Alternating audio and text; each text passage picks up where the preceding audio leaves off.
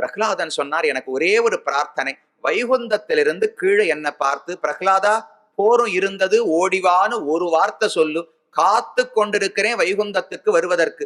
கூவிக்கொள்ளும் காலம் இன்னம் குறுகாதோன்னு ஆழ்வார் பிரார்த்திக்கிறார். கூவிக்கொள்ளும் காலம்னா பகவான் நம்மளை கூப்பிட்டு அனுப்பணுமா, நீ சம்சாரத்தில் இருந்தது போரும் வா.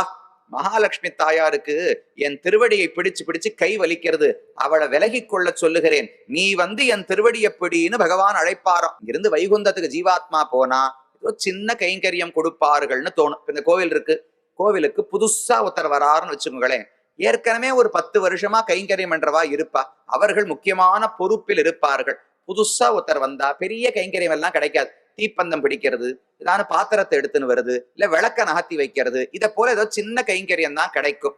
ஆனா ஆழ்வார் என்ன ஆசைப்படுறார், எனக்கு சின்ன கைங்கரியம் எல்லாம் பத்தாது, இருக்கிறதுலேயே உயர்ந்தவர் யார், வைகுந்தத்தில் பகவானுடைய தொண்டர்களுக்குள்ளே இருப்பதிலேயே உயர்ந்தவள் மகாலட்சுமி தாயார், அவள் என்ன கைங்கரியம் பண்றான்னு ஆழ்வார் பார்த்தார். பகவான் திருவடிகளை பிடிச்சு விட்டுட்டே இருப்பாளாம். இந்த திருவடிகள் எவ்வளவு கட்டப்பட்டிருக்கும். ராமாவதாரத்துல ஆசேது ஹிமாச்சலம் நடந்திருக்கார், திரிவிக்ரமாவதாரத்துல உலகத்தையே அளந்திருக்கார், எத்தனை மலை எத்தனை முள்ளு குத்தி இருக்கும். இந்த திருவடிகளுக்கு கஷ்டமே வரக்கூடாதுன்னு பிடிச்சு விட்டுட்டே இருப்பாளா மகாலட்சுமி தாயார். ஆழ்வார் பார்த்தார், இது நல்ல கைங்கரியமா இருக்கு, அவளை கொஞ்சம் நகர சொல்லு, நான் வந்து உட்கார்ந்து அந்த காலை பிடிக்கணும், இதற்கு கூவுதல் வருதல் செய்யாயே, ஒண்ணு என்ன வைகுந்தத்துக்கு கூட்டிட்டு போயிடு, இல்லையா நீ வைகுந்தத்திலிருந்து கீழே இறங்கி வா, நான் உனக்கு கைங்கரியம் செய்ய வேண்டும். எப்படி இருந்தாலும் சரி, இந்த உலகத்தில் வைத்து கைங்கரியம் கொடுத்தாலும் ஆழ்வார் தயார், வைகுந்தத்துக்கு அழைத்து கொண்டு போய் கைங்கரியம் கொடுத்தாலும் ஆழ்வார் தயார். கூவுதல் வருதல், கூவுதல்னா நம்மள அங்க கூட்டுக்கணும், வருதல்னா அவர் இறங்கி இங்க வர வேண்டும்.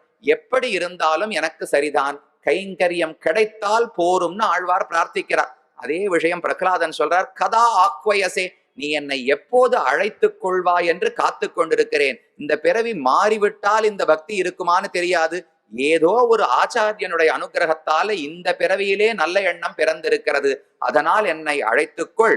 சம்சாரத்துலதான் பயம், நிருசிம்மனுடைய வடிவத்தை பார்த்து எனக்கு பயம் கிடையாது, நீ தானே ரட்சிக்கணும். கோரமான உருவத்தோடு இருந்தால் எப்பேற்பட்ட விரோதி வந்தாலும் பகவான் ரட்சிப்பார்னு உறுதி ஏற்படும். ஆனா சம்சாரத்தை பார்க்கும் போதுதான் பயம் ஏற்படும். அதனால தான் திரும்ப திரும்ப உலகத்தை நினைக்காதே, உலகத்தை நினைக்காதே, பகவானை சிந்திக்க வேண்டும்னு பெரியோர்கள் சொல்லுகிறார்கள். இந்த வாழ்க்கை எனக்கு வேண்டாம், பகவான் தான் உறவுன்னு நினைத்து மோட்சத்தை பிரார்த்திக்கிறார்கள். அதை போல பகவானை சிந்தித்தால் பயம் விலகும், நம்மை சிந்தித்தால் பயம் கூடிக்கொண்டே இருக்கும். அதனால பகவானே அழைத்து கொண்டு விடுன்னு பிரார்த்தித்தார்.